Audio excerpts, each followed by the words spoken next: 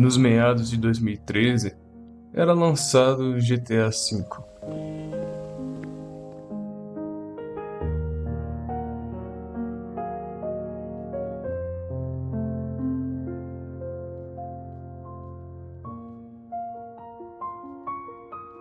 Quem jogou naquela época ficou fascinado por tudo que o jogo tem a oferecer. Gráficos, detalhes, tudo de bom o jogo oferecia.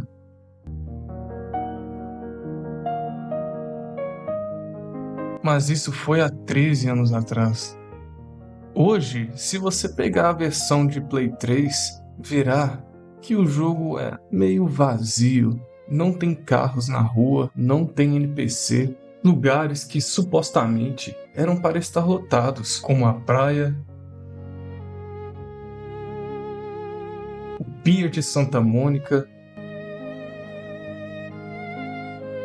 o centro, todos estão vazios. Mesmo nas versões mais recentes que foram lançadas para Play 5, o jogo ainda continua sem vida. E nós percebemos isso ainda mais com o anúncio de GTA 6. Vemos o tanto que ficamos parados no tempo. Se você pegar os dois jogos e colocar lado a lado, temos uma diferença gigante. A praia, que antes vimos incríveis, vemos hoje como algo melancólico, sem vida. Apenas uma praia fantasma.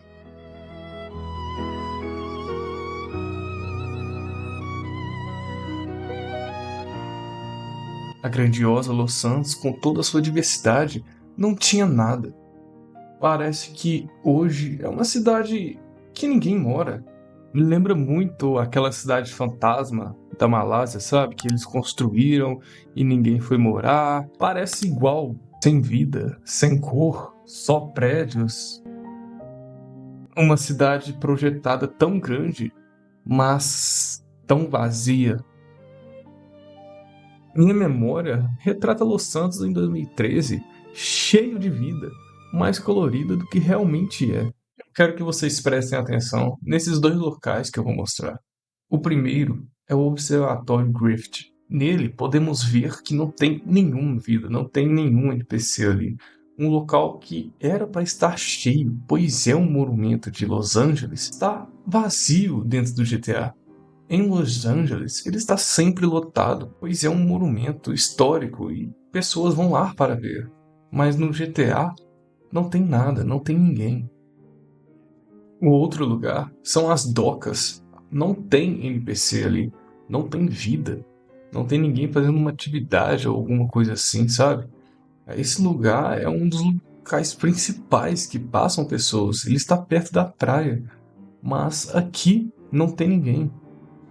E essa imersão ao vazio se estende por toda Los Santos. São raros os momentos que você pode ver uma grande quantidade de NPCs, mas essa grande quantidade normalmente você acha só nas rodovias. Já na maioria parte dos lugares, você vai ver apenas um ou dois em lugares que supostamente eram para estar lotados. Como eles lançaram a versão para Play 5, a gente também pode comparar com Red Dead Redemption 2. Quando a gente entra na cidade de Red Dead e a gente vai passear por Saint-Denis, a gente vê a diferença exorbitante da quantidade de NPCs, da quantidade de atividades, da vida, da atmosfera do jogo. Eles podiam muito bem ter sim colocado mais NPC, ter sim colocado mais evento quando lançou as novas versões do jogo.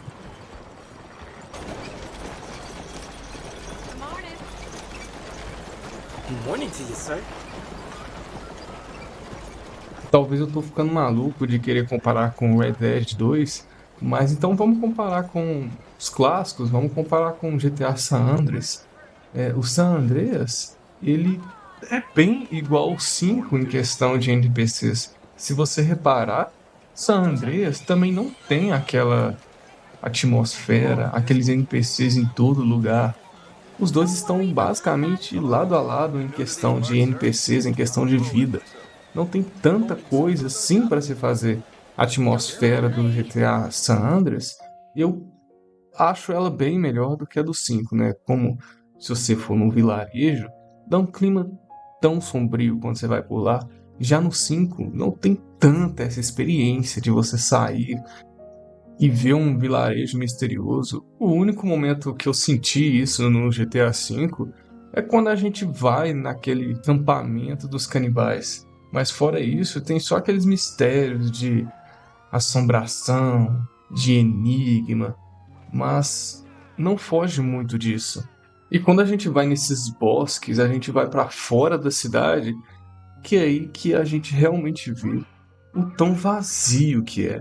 Não tem muitas árvores, não tem animais, não tem vegetação fora de Los Santos. É um mapa muito vazio. É como se os desenvolvedores do jogo talvez nem tivessem tanto trabalho assim de fazer. Talvez também pela época gráfica do jogo.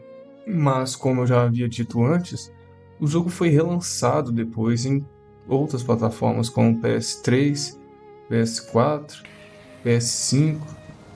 Eles arrumaram só algumas coisas, colocaram alguma digitação a mais, assim, mas nada grandioso.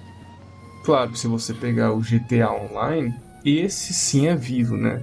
Esse sim é um jogo vivo, mas ele é vivo por causa das pessoas online deles e não do próprio jogo, não do próprio NPC. A Rockstar coloca lá os seus monumentos, atualiza mapa, atualiza estrutura, mas quem dá vida mesmo ao jogo são os jogadores online. E essa magia que a gente sentia quando a gente jogava esses GTAs, mesmo olhando para eles hoje e vendo que eles são um pouco vazios, a gente vai renovar ela com o lançamento do GTA 6. Então vamos começar a trabalhar mais, a juntar a grana para a gente comprar o nosso Play 5 e poder jogar esse jogo. Pois esse promete ser um dos maiores lançamentos da indústria, né? O povo lá gastou 2 bilhões para fazer ele. Eu acho que foi até mais. Mas isso é tudo, galera. Obrigado por ter ficado até aqui. Aqui é o Raves e até a próxima.